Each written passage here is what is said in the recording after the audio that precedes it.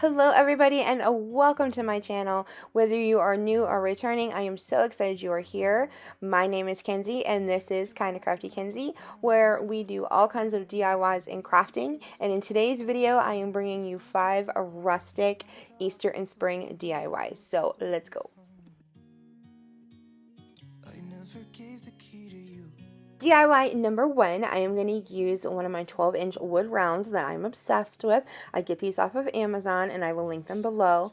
I went ahead and painted the front of this wood round in the white chalk paint. I just gave it one coat because if any of that brown undertone came through, you know, the natural wood, totally fine because we are going rustic here.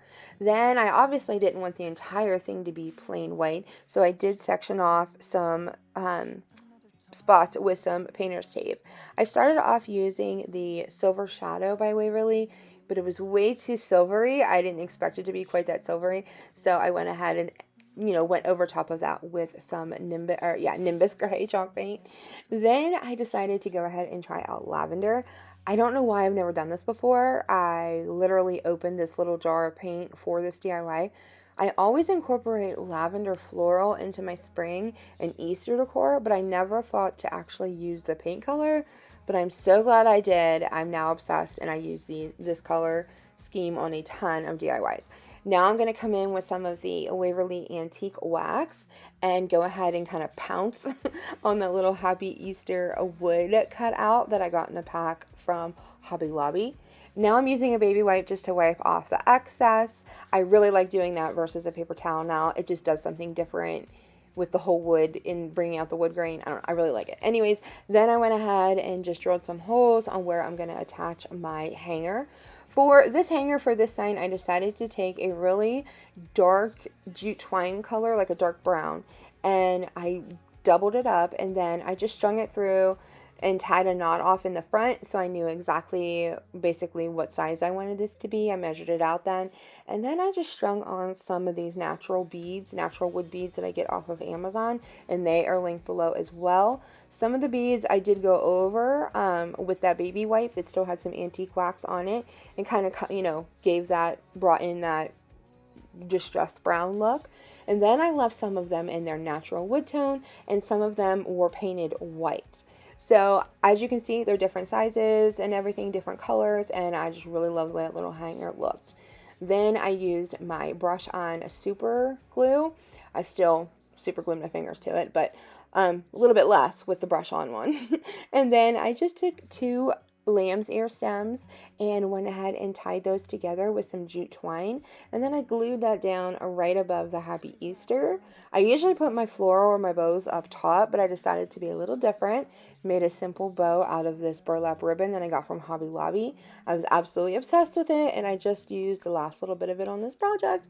Then I added in a little bit more lamb's ear here and there just to kind of make it look more full, and then I did incorporate some of those little lavender stems, and I do get those from Walmart. I hear Dollar Tree selling them now too, but I love Walmart's, and they're cheaper, guys. So anyways, this is what it looks like when it was all said and done. I absolutely love it. I love the colors, but you guys will have to let me know what y'all think down below. For DIY number 2, I'm going to take this frame from one of Dollar Tree's canvas frames. Obviously the canvas was removed, and then I am going to use 3 of these rectangular wood blanks that you can get from the Dollar Tree. These are the smaller ones that come in the 6-pack. I am almost out of these. I use these so much, so I think I see a trip to the Dollar Tree in my near future. I just attached these with hot glue. You could totally use super glue or wood glue, but for the purpose of the video, I needed it right now, so I just went ahead with the hot glue, and it worked just fine. Then I did go over the entire frame and the planks with the antique wax. I don't know why I tried to be like so neat about it, like get the frame done, and I don't know, maybe I was practicing trying not to, get out of the lines when coloring, but that's impossible for me. So anyways, I covered the entire thing with the antique wax, and then I did go over it with a wet baby wipe. I'm loving using the baby wipe, like I said in the first DIY, because it brings out more of that wood tone. I think because the baby wipe is wet, and it does stuff to the wood. You could totally dip your baby wipe in your wax and put it on that way, but I don't know. This works fine for me, and I really, really, really love the way it looks. So for the next step of this little project, I am going to take one of these little, what are these called? Vine? No. Grapevine wreaths? Yeah, maybe? Something like that. From Hobby Lobby. You get them in a 2-pack. And as you can see, I went ahead and painted it white to kind of brighten it up a little bit, but I didn't give it any kind of full coverage. Then I am going to decorate like the right half of it with tons of eucalyptus and tons of lamb's ear leaves. And I just cut these off of like stems that I had, or floral picks that I had, and these both came from Walmart. And again, you guys, Walmart's floral is cheaper than Dollar Tree now, and it's better quality too. So then I did take some of my solo wood flowers, and I just went ahead and attached those down. I brought in some of that pretty light purple, and then the other one's kind of like a muted gray. Now to make my little sign stand up, I did go ahead and attach some of those tumbling tower blocks from the Dollar Tree. I had to put one on the wreath as well because the way it fit in, because of the floral, it wouldn't let it like lay completely flat on that side. So it kind of just helped it out, gave it a little something more to stick to. And this is how it turned out in the end. This DIY was so unbelievably easy, and it's like one of my favorites from this video.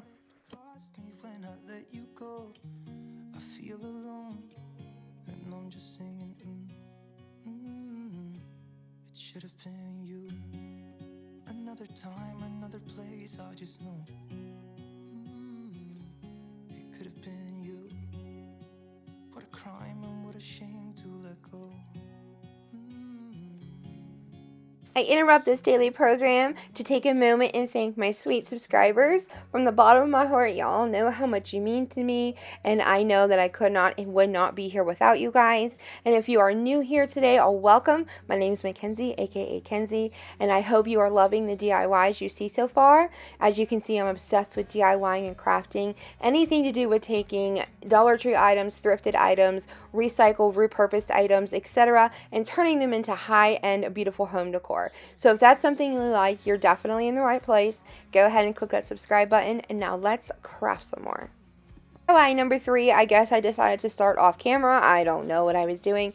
So I went ahead and assembled a fence just by taking some of these paint stir sticks, gluing them to the back of 3 Dollar Tree planks, and then as you can see, using my miter shears to cut off the tips to make them look pointed, make a triangle, make them look like a fence, and then I sanded off any of the rough edges. I went ahead and covered that in the Waverly wax as well. Then I had this home sign left over from Dollar General back in the fall. It was either Dollar General or Family Dollar. I think it was Family Dollar. Anyways, I went ahead and removed the sunflowers and then went to Crazy Town on the paper. I couldn't get it to peel off, so I decided just to sand it down where I had tore at the paper and left like marks with it. And then when I started sanding it, it started coming off. So I just went crazy and sanded all the paper off. My arm hurt, but I think I took out some aggression, so I feel good. It was like therapy. Then I went ahead and gave this a full coat of the celery green chalk paint. I love this color for spring, obsessed. I love it. Then I dry brushed over top of that with some of the white chalk paint just to kind of break up the monotony of the green. I don't know. I just can't not distress something. I don't think I know how. So then I went ahead and grabbed one of these Dollar Tree boxes. I don't know. What are these for? Do they hang on a wall? Do they sit somewhere? I just paint them in DIY with them. So as you can see, I just went ahead and painted it in the truffle brown color. I couldn't use my wax, obviously, because everything would shine back through, all of the fall stuff on it, and obviously we don't want that, so I did go with the truffle brown. I did then go ahead and distress over this just to break up that boring brown. I just can't stop distressing. It's just it's in my blood. It's in my blood. Is that Shawn Menendez? I don't know. So then I went ahead and attached these little tumbling tower blocks to the back to give this little fence something to stand on. It would not stand up on its own, so of course you had to help brace it up there. So now I went ahead with the family sign, or the home sign. That doesn't say family, that says home. And I glued that right to the fence. When I originally started this, I had no intentions on making the fence and the home the same DIY, but I did. Then I saw that I had an forgot a spot and just filled it in. Now I'm going to take some lamb's ear and some of my solo wood flowers, and I'm just going to glue those down and place them very strategically to make them look perfect, but not, and you know how it goes. And it also helps cover up some of that gap in the back where the fence did not completely reach the little stand. And I think this is adorable for spring. So pretty. You could leave this out all spring and summer if you wanted to. Doesn't just have to be Easter on this one, but you guys will have to let me know what you think. Sometimes I just don't know what to do. 'Cause it should have been you.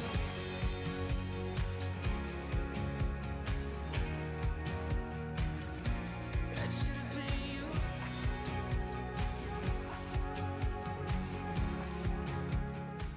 DIY number 4, I'm going to take this sign that one of my sweet subscribers sent to me, and what was really funny is I've had this for a little while, but I did not know what I was going to use it for, and when I was planning this project out, I immediately thought of this and thought this would be perfect. So thank you, Kelly, so much. I finally got to use this. As you can see, I just painted it with some white chalk paint. It did take a couple coats to cover up the red. Now for these little letters, I get these at the Dollar General and they are awesome. They're the perfect size, they're nice and thick wood, they're easy to paint, they're so fun to work with, and they're only $1. Bad part is they're so hard to find. Like, they rarely have all the letters of the alphabet, or they have like a lot of letters that you don't need, like Z and Q, but to get what you need, it's hard to find. So obviously I couldn't find an R, so I improvised. I took that P and I got out my weapon, aka utility knife, and I went ahead and cut off that little leg that made it an R.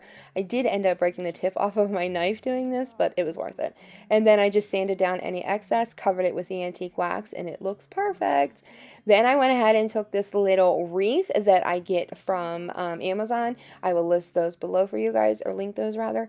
And then I just cut the tips off of a bunch of eucalyptus picks that I have. I just wanted those little tiny spots at the top, and I glued those down onto this little wreath until it was completely covered. Then I'm going to take these little purple flowers that I get from Amazon as well, that I will also link, and I just cut the bloom off and then glued those down to the wreath, like kind of, you know, sporadically, but in like perfect symmetrical unison. So then I decided that I wanted my hanger on this to be a darker brown to match the wood of my letters.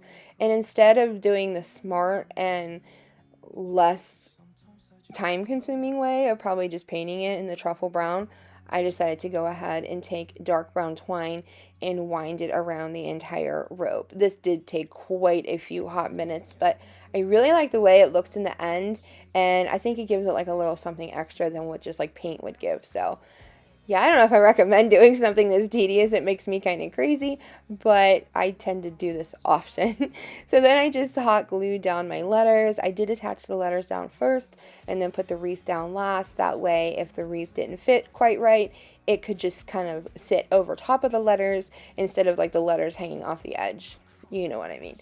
So after I did that, I decided to go ahead and, oh, important part, I did have to take a tumbling tower block and glue those down beside the letters because the wreath would not lay flat, just like the first DIY, or one of the first DIYs I did in this video. I did have to give it like a little razor just to kind of help it, or a riser rather. It doesn't need to shave. Razor, riser, you get it. And then I made some of my little jute twine hand bows, put them right where the rope connected back into the sign, just to give it a little something cute, and I love the way this turned out. So rustic and springy. It's so pretty to me. Let me know what you guys think. It should have been you. Another time, another place. I just know you could have been the one who made me feel at home. For DIY number 5, and the last DIY of this video, I'm going to use one of these little house signs that I got a bunch of from Dollar Tree back in the fall. These are so fun to DIY with, and the possibilities are endless. I went ahead and covered this up with the Nimbus Gray chalk paint. It did take 2 coats. Then I had this bunny that I had taken off of a sign an Easter sign last year that, of course, I DIY'd for probably Christmas. But I saved the bunny because I have a problem. And I'm glad I did, though, because look, he has a purpose now. He's super glittery, but instead of even attempting to take off any of that glitter, I just painted right over top of it with my lavender chalk paint, and all it did was give that bunny some texture. So then I took these little bamboo sticks that I also get off of Amazon that are also linked, and then I just went ahead and measured them and cut them down to kind of give them like a roof, or shape them into like the roof shape. There we go. I totally like spaced, you guys. So then I went ahead and attached these tumbling tower blocks down to the bunny, and then used those as risers so that the little bunny would pop up 3D-ish off the sign. There we go. So now I'm going to add some floral, of course. I took a little bit of hot glue, just kind of put it there on the bottom of that little house, and just hot glued some of this Spanish moss down. Now I'm going to use some of these picks from the Dollar Tree. I don't know if these are out this year. If they are, I love them. I'm obsessed. I cannot wait to get my hands on more of them. But these are from my stash from last year. So as you can see, I just glued those down, and then I took a little solo wood flower, one of the minis, and just kind of pushed that in there to help hold that up. Added some more of those little sprigs off the top of those little floral pieces from the Dollar Tree. I think I'm losing my voice. Added his little bow back on, and this DIY is all done. And that is it for the video today, you guys. I hope you enjoyed part 1 of my rustic spring and Easter DIYs. Stick around, because you never know when part 2 is going to be coming up.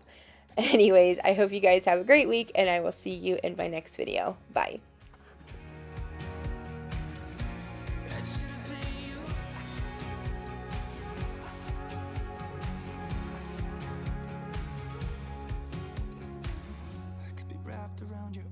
Instead of being lonely, it should have been you. Another time, another place, I just know you could have been the one